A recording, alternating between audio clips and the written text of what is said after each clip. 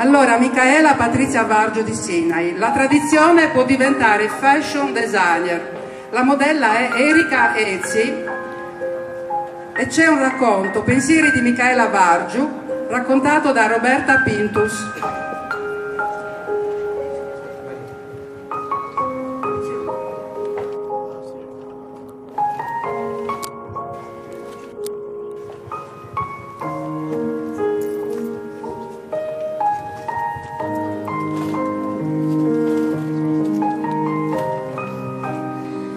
Per me sei come un alieno, una storia come tante, la mia storia. Tu, alieno, che sei entrato nella mia vita come un fulmine a ciel sereno, facendomi credere che le tue attenzioni, le tue preoccupazioni, le tue parole, le tue carezze fossero gesti di puro amore fino al punto di divorarmi. No, quello non era vero amore, ma erano solo le tue insicurezze, le tue debolezze, i tuoi fantasmi, le tue paure, che con grande maestria hai fatto che diventassero parte di me.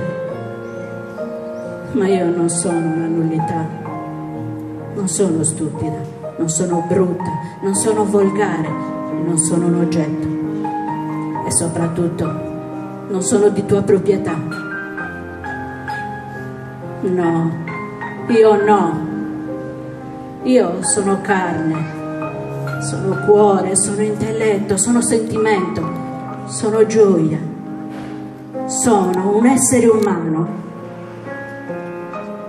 Nella tua mente marata eri convinto che bruciando tutto intorno a me ci avrebbe legato più profondamente.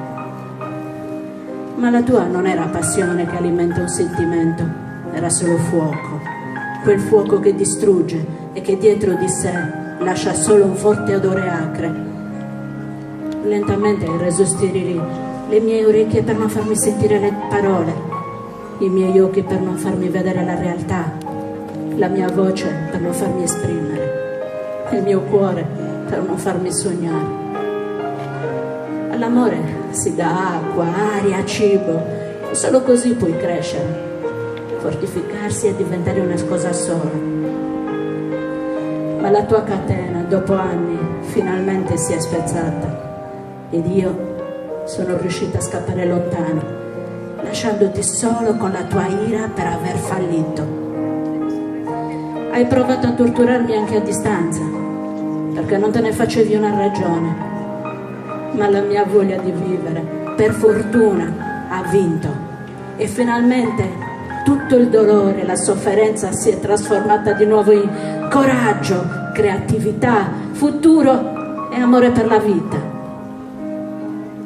Ora, alieno, quando alzo gli occhi al cielo faccio un bel sospiro, perché finalmente non ti vedo più.